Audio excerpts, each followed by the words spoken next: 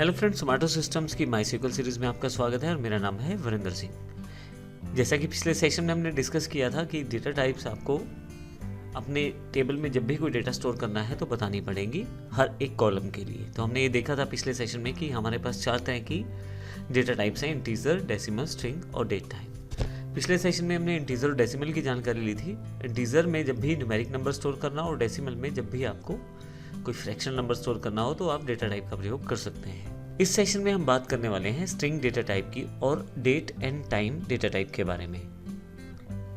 जब भी आपको कोई ऐसा इंफॉर्मेशन स्टोर करना है जिसमें कैरेक्टर्स इन्वॉल्व हैं, अक्षर हैं, वर्ड्स हैं, तो ऐसे केस में आपको स्ट्रिंग डेटा टाइप को प्रयोग करना पड़ेगा। हालांकि स्पेसिफिकली स्ट्रिंग के नाम से कोई डेटा टाइप अवेलेबल नहीं है।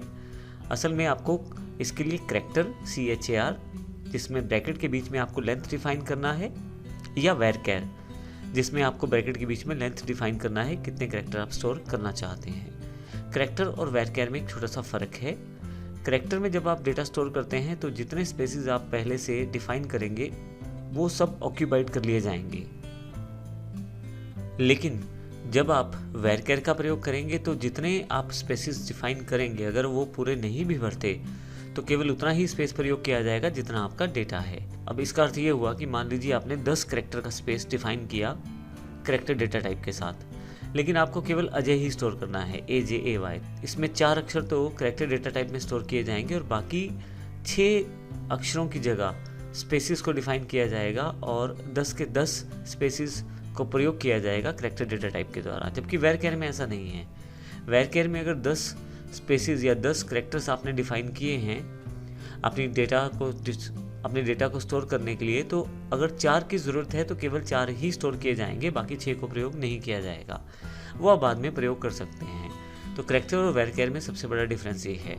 इसके अलावा ब्लॉब और टेक्स्ट, टाइनी ब्लॉब और टाइनी टेक्स्ट, अगर आपके पास कुछ बड़े ऑब्जेक्ट्स हैं तो आप उसके लिए इनका प्रयोग कर सकते हैं। ब्लॉब में मुख्यतः आप बाइनरी ऑब्जेक्ट को स्टोर करने वाले हैं और टाइनी ब्लॉब टाइनी टेक्स्ट में थोड़े से बड़े डेटा के साथ, मीडियम टेक्स्ट में उससे बड़ा डेटा, और लॉन्ग ब्लॉब या लॉन्ग टेक्स्ट में सबसे ज़्यादा डेटा को आप स्टोर कर सकते हैं।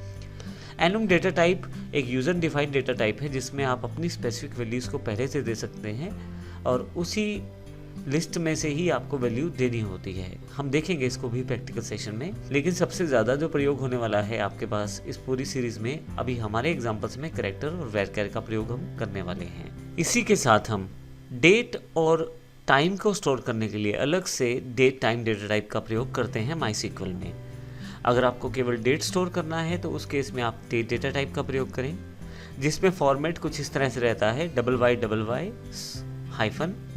-MM-DD। अब इसका अर्थ ये होगा कि पहले आपको साल की जानकारी देनी है, फिर मंथ की और फिर डेट की।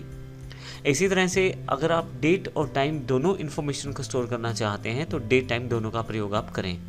इस केस में आपके पास YYY, MM-DD, HM और SS इस फॉर्मेट में डेटा स्टोर किया जाता है, जिसमें सबसे पहले ईयर, फिर मंथ, फिर डेट, उसके पश्चात टाइम के इन्फॉर्मेशन को स्टोर किया जाता है, जैसे आवर, मिनट्स और सेकंड्स।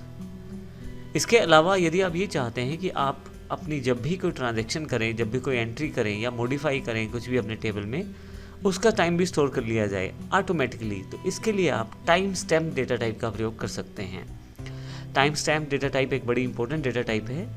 मुख्यतः जब भी वेबसाइट्स पे कोई भी ट्रांजैक्शन को रिकॉर्ड करने के लिए टाइम स्टोर करना होता है, चाहे वह कोई अपडेशन हो, जैसे बदलाव किया गया है, या कोई इंसर्शन हो, जब कोई नया रिकॉर्ड इंसर्ट किया गया है, तो ऐसे केस में टाइम स्टैम्प का प्रयोग किया जाता है और ये ऑटोमेटिकली एक कॉलम के रूप में आपके पास अवेलेबल होती है और उसमें डेटा एंटर हो जाता है टाइम और डेट के रूप में। इसी तरह से अगर आप केवल टाइम का यूज़ करना चाहते हैं तो फिर उसके लिए आपके पास टाइम डेटा टाइप भी है, जिसमें आप केवल डेट टाइम को ही डिफाइन कर पाएंगे। तो इस पूरे सेक्शन में हमने जानकारी ली है कि कौन कौन सी डेटा टाइप्स हैं और हमें वो किस प्रकार से प्रयोग कर सकते हैं, जिसमें हमने देखा कि हमारे पास इंटीजर डेटा टाइप है, डेसिमल है, स्ट्रिंग है और डेट टाइम है, जिनका प्रयोग हम उनके डेटा के अकॉर्डिंग करने वाले हैं। जिस प्रकार का हमें डेटा स्टोर करना है उसी प्रकार का हम डेटा टाइप चूज करने वाले हैं।